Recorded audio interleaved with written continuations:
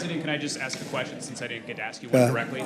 On China, you have recently been saying that China wants to make a deal, but that you are not necessarily ready for a deal.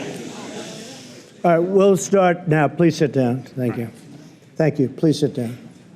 Thank you very much. You've recently been saying that China wants a deal, but you're not necessarily ready for a deal, and you like the tariff revenue that is coming in. Are you now ready to make a deal? Only if it's a fair deal and a good deal for the United States. Otherwise, I will not make a deal. We have billions and billions coming in, and I think we're going to get there. I do. I believe it more strongly now than I would have believed it a while ago. We're going to get there, and we're going to have a really, we're going to have a fair deal. But remember this, when you say fair, China's been taking out of this country $500+ billion a year for many, many years. Many, many years. It was time to stop. As a private person, I used to talk about it. It's one of the reasons I'm president. And we're in a great position. Our country's doing well. Our unemployment numbers are the lowest they've been in over 50 years. Our unemployment numbers for African American, Asian, for Hispanic are the best they've ever been, historic numbers. We're in a very strong position. Our consumers are strong. Walmart just announced numbers that were, mind-boggling numbers. It's a great poll right there. That's the ultimate poll. How are the retailers doing and how are certain companies doing? So we're doing very well, and I think that we're going to make a deal with China, and I think eventually we're going to make a deal with Iran too. But why are you optimistic they'll change their behavior? It's not a question of behavior. I think they want to make a deal, and I think they should make a deal. And I think if they don't make a deal, it's going to be very bad for China. And I very much appreciate the fact that they came out last night, very late last night, and they said, they want to make a deal. They want it to be under calm circumstances. It was a little different kind of a statement. I thought it was a beautiful statement. I thought it indicated a lot. Go ahead. Here we go. I actually have a question for you on next year's G7 summit, but can I just clarify something you said? You mentioned earlier today. One question. Go ahead. Well, let me do the clarification and then I'll get to the question. No. You talked about calls with China and a breaking news alert. I'm trying to understand what specifically you heard from China. And on next year's G7, you alluded today, dropped several hints about Miami, about Doral, and hosting next year's G7 at your property. What reassurances, if any, can you give the American people that you are not looking to profit off the presidency? Well, I'll tell you what, I've spent, and I think I will, in a combination of loss and opportunity. Probably it'll cost me anywhere from $3 to $5 billion to be president. And the only thing I care about is this country. Couldn't care less, otherwise I wouldn't have done it. People have asked me, what do you think it costs? And between opportunity, not doing things, I used to get a lot of money to make speeches. Now I give speeches all the time. You know what I get? Zippo, and that's good. And I did a lot of great jobs and great deals that I don't do anymore, and I don't want to do them because the deals I'm making are great deals for the country, and that's to me much more important. Doral happens to be within Miami. It's a city. It's a wonderful place. It's a very, very successful area of Florida. It's very importantly only 5 minutes from the airport. The airport's right next door. It's a big international airport, one of the biggest in the world. Everybody that's coming, all of these people with all of their big entourages come. It's set up so, and by the way, my people looked at 12 sites, all good, but some were 2 hours from an airport, some were 4 hours from, they were so far away. Some didn't allow this or they didn't allow that. With Doral, we have a series of magnificent buildings. We call them bungalows.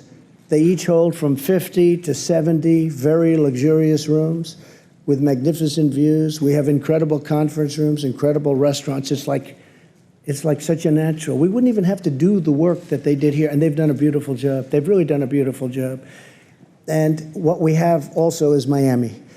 And we have many hundreds of acres so that in terms of parking, in terms of all of the things that you need, the ballrooms are among the biggest in Florida and the best. It's brand new. And they want that. My people wanted it. From my standpoint, I'm not going to make any money. In my opinion, I'm not going to make any money. I don't want to make money. I don't care about making money. If I wanted to make money, I wouldn't worry about $3 billion to $5 billion, because that's what, at some point I'm going to detail that and we'll show. But I think it's just a great place to be. I think having it in Miami is fantastic, really fantastic. having it at that particular place because of the way it's set up. Each country can have their own villa or their own bungalow. And the bungalows, when I say, they have a lot of units in them. So I think it just works out well. And when my people came back, they took tours. They went to different places. I won't mention places, but you'll have a list because they're going to give a presentation on it fairly soon. They went to places all over the country. And they came back and they said, this is where we'd like to be. Now, we had military people doing it. We had Secret Service people doing it. We had people that really understand what it's about. It's not about me. It's about getting the right location. I think it's very important. Jonathan? Like you're trying to boost your own brand? Not at all. Go ahead, Jonathan. Thank you, Mr. President. President Macron said he'd like to see talks between you and President Rouhani within weeks. Does that sound realistic to you? Could you see yourself in talks with the Iranians within weeks? Well, it does. I don't know the gentleman. I think I know him a little bit just by watching over the last number of years what's happened. Tell you one thing, he's a great negotiator. But I think he's going to want to meet. I think Iran wants to get their situation straightened out. Now, is that based on fact or based on gut? That's based on gut. But they want to get their situation straightened out, Jonathan, and they're really hurting badly. Their inflation, as you know, because I saw you reporting on it, their inflation is through the roof. Their economy is tanked entirely. The sanctions are absolutely hurting them horribly. I don't want to see that. I don't want to see that. They're great people. I don't want to see that. But we can't let them have a nuclear weapon. Can't let it happen. So I think that there's a really good chance that we would meet. Jeff, please. Thank you, Mr. President. Another follow-up from what the President of France said. He said that there might be a need for compensation to Iran. Would you, given all of the criticism you've made of the JCPOA and the money that they got, be open to giving Iran compensation if it met some of the criteria that you laid out? What he's talking in terms of compensation is they are out of money.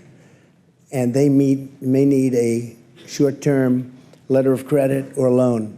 No, we're not paying. We don't pay. But they may need some money to get them over a very rough patch. And if they do need money, certainly, and it would be secured by oil, which to me is great security. And they have a lot of oil, but it's secured by oil. So we're really talking about a letter of credit type facility. From the U.S. or from all the countries It would be involved? from numerous countries. And it comes back. It would expire. It would be paid back immediately and very quickly. Yes, go ahead, please. Go ahead. Yes. Thank you very much, Mr. President. Naoatsu Aoyama with the Asahi Shimbun, a Japanese newspaper. Good. Just left. Now the U.S. Your Prime Minister, Abe. Good man. Great man. Okay, and now the U.S. and Japan have an agreement in principle, which you said is a tremendous trade deal for the United States. So and for Japan. Yes. So are you still considering imposing Section 232 tariffs on Japan's auto exports to the United States on national security grounds? Not at this moment, no. Not at this moment. Well, that's one of the reasons we made the deal, but no, not at this moment. It's something I could do at a later date if I wanted to, but we're not looking at that. We just want to be treated fairly. You know, Japan has had a tremendous trade surplus with the United States for many, many years, long before I came here. And I'll tell you something, we're transforming our country. We're taking these horrible, one-sided, foolish, very dumb, stupid, if you'd like to use that word, because it's so descriptive. We're taking these trade deals that are so bad, and we're making good, solid deals out of them. And that's transforming our country. That will be transformative and very exciting, I think, for our country. Very, very exciting. Please, go ahead. Go ahead. Thank you, Mr. President. Well, I didn't actually say you. I said the woman behind you. So why don't we do her first? You've been asking a lot of questions all day long.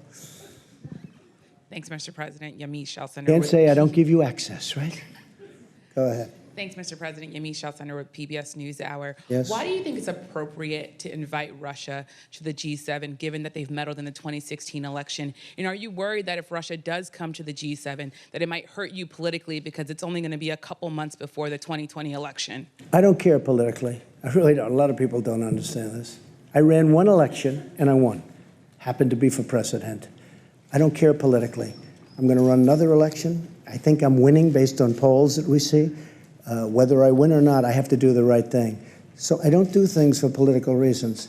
Is it good? Probably not. Maybe it is. I mean, a lot of people are smart. A lot of people say having Russia, which is a power, having them inside the room is better than having them outside the room. By the way, there were numerous people during the G7 that felt that way. And we didn't take a vote or anything, but we did discuss it. My inclination is to say, yes, they should be in. They were, really, it was a President Obama. I'm not blaming him, but a lot of bad things happened with President Putin and President Obama. One of the things that happened was, as you know, what happened with a very big area, a very, very big and important area in the Middle East where the red line was drawn, and then President Obama decided that he was not going to do anything about it. You can't draw red lines in the sand. You just can't do it. And the other was in Ukraine, having to do with a certain section of Ukraine that you know very well, where it was sort of taken away from President Obama. Not taken away from President Trump, taken away from President Obama. President Obama was not happy that this happened because it was embarrassing to him, right? It was very embarrassing to him. And he wanted Russia to be out of what was called the G8. And that was his determination. He was outsmarted by Putin. He was outsmarted. President Putin outsmarted President Obama. Wait a minute. And I can understand how President Obama would feel. He wasn't happy, and they're not in for that reason. Now, I'm only thinking about the world, and I'm thinking about this country in terms of the G7, whether it's G7, G8. I think it would be better to have Russia inside the tent than outside the tent. Do we live either way? Yes, we live either way. Is it politically popular for me to say that? Possibly not. I think a lot of people would agree with me, frankly, but possibly not. I do nothing for politics. I know a lot of you aren't you're going to smile at that. I do nothing for politics. I do what's right. And people like what I do. But I just do what's right. If I wanted to go strictly by politics, I'd probably poll that, and possibly I'd say, oh, gee, I don't want Russia in. But I really think it's good for security of the world. It's good for the economics of the world. Remember, they're building a big pipeline in Europe, going right up to Germany. And I said to Angela, who I had a great relationship, but I said, you pay Russia billions of dollars, and then we defend you from Russia. And I say, how does that work? Misleading statement that Russia outsmarted President Obama. Well, he did. Other countries have said that the reason why Russia was kicked out was very clearly because they annexed Crimea. Why keep repeating what some people would see as a clear lie? Well, it was annexed during I know you like President Obama, but it was annexed during President Obama's term. If it was annexed during my term, I'd say, sorry, folks, I made a mistake, or sorry, folks. President Obama was helping Ukraine. Crimea was annexed during his term. Now, it's a very big area, very important area. Russia has its submarine. That's where they do their submarine work, and that's where they dock large and powerful submarines, but not as powerful as ours and not as large as ours. But they have their submarines. And President Obama was pure and simply outsmarted. They took Crimea during his term. That was not a good thing. It could have been stopped. Could have been stopped with the right whatever. It could have been stopped. But President Obama was unable to stop it, and it's too bad. Go ahead.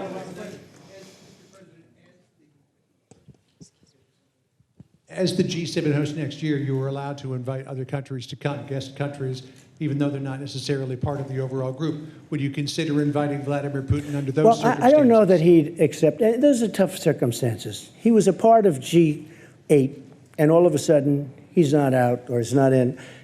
So I think, John, actually, that's a pretty tough thing for him. He's a proud person.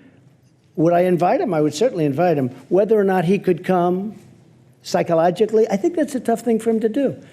You have a G8, now it's a G7, and you invite the person that was thrown out really by President Obama, and really because he got outsmarted. President Obama, pure and simple. And don't forget, it was not just Crimea. It was the red line in the sand. And Obama said, never violate the red line in the sand. And then they went ahead and they killed many children with gas. It was terrible. And he did nothing about it. I did, but I was there years later. I did something about it, but I was there late. Go ahead. Thank you, sir. Can you help us understand the timeline on the China calls? Were you referring to the statement by the Vice President? Well, we've had many calls. Secretary Mnuchin is here, and you've had many calls over the last 24 hours, but certainly over the last 48 hours. We've had many calls, not just one. This isn't one. And these are high-level calls. They want to make a deal. And by the way, I think a deal is going to be made, but they want to make a deal. So the Chinese are saying that there weren't any The particular Chinese are not calls. saying that. Excuse me, let me explain something.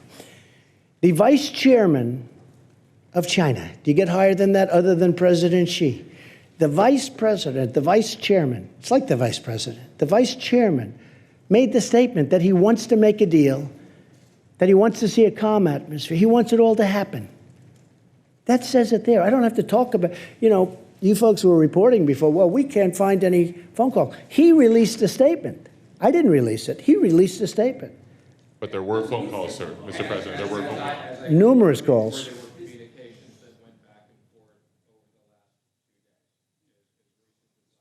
And not only with Steve, there were calls with other people, too. Just so you understand, China wants to make a deal. Now, whether or not we make a deal, it's got to be a great deal for us. And I told this to President Xi, who I really respect. I really do. I have great respect, and I like him, too. And he's a tough guy. But I have a lot of feeling for President Xi. He's very outstanding in so many ways. But I told him very strongly, I said, look, you're starting up here, and you're making $500 billion a year and stealing our intellectual property. We're down on the floor, lower than the floor. You can't make a 50-50 deal. This has to be a deal that's better for us.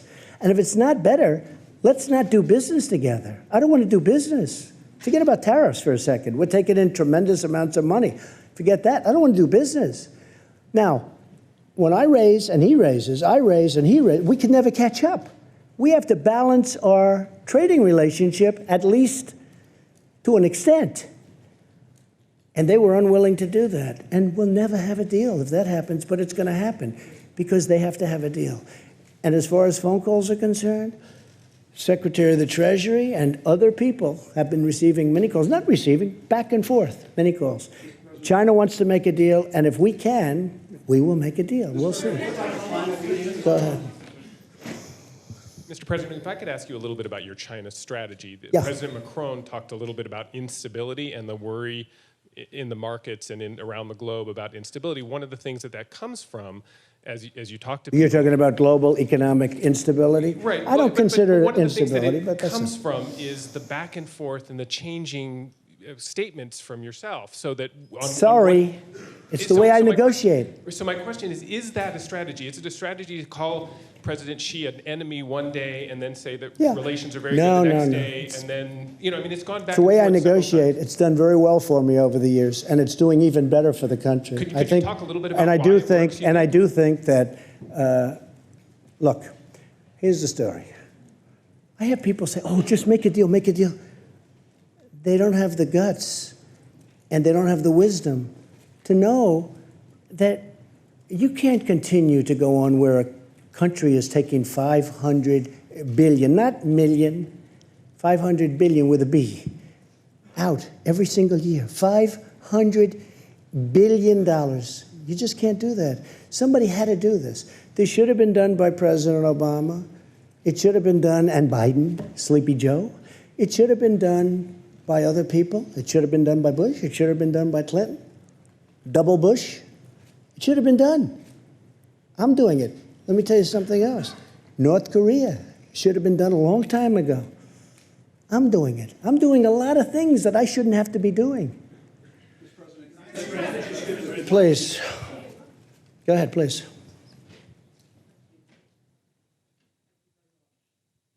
Beth Rigby, Sky News. President Trump, you've met our new Prime Minister Boris Johnson yesterday. Yes.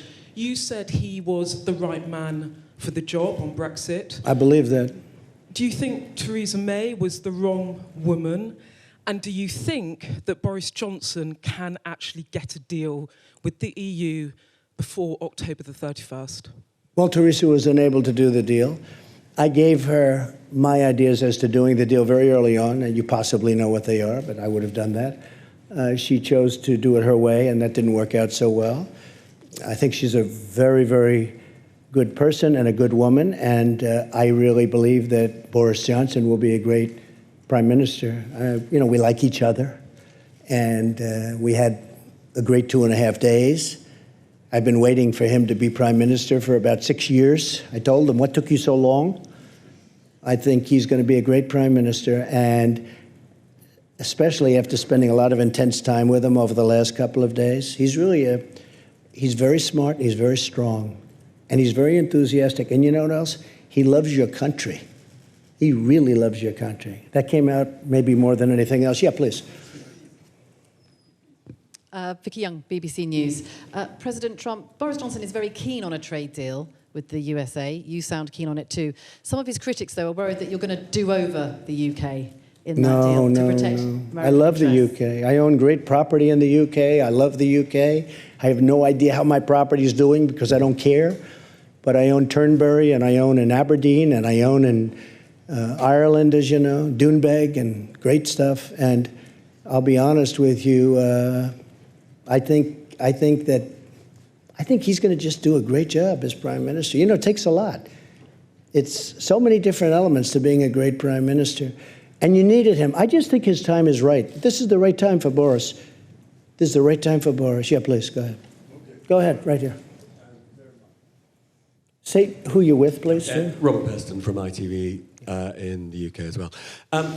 You've obviously had a good few days with President Macron, who you appear to be doing business with, to use your favourite expression. After Brexit, who do you think will be your more important relationship? President Macron, France and the EU, or Boris Johnson, Prime Minister of the United Kingdom? I think we're going to have just, look, France is a great nation. It's being run. A lot of things are happening. You know, it's not easy what he's doing. He's changing certain ways. It's a very hard thing to do. I won't get into it. I'm going to let him sell his ideas, but a lot of people don't disagree with his ideas. But it's a very hard thing to do. If you're a great citizen of France, you love your country, but you want to do the way you've been doing it for a long time. But maybe that's not working, and maybe they have to do what he has to do. I think he's going to do a fantastic job, but it's very tough for him. I know how tough it is for him. He's been having a hard time, and nobody would have an easy time. But I do believe he's doing the right thing. Boris is different. It's a different kind of a deal. Boris has to try and do something with Brexit. It's very tough. I deal with the EU. The EU that's a very, very strong group of people. They have their ideas, and they're not easy to deal with, I will tell you. We're very close to making a deal, by the way, with the EU. I have to say this. We made a great deal with Japan, and we're very close to maybe making a deal with the EU because they don't want tariffs. It's very simple. They don't want to tax cars.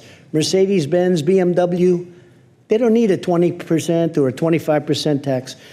But we're very close. I think we're going to make a deal with the EU without having to go that route. I may have to go that route, but maybe not.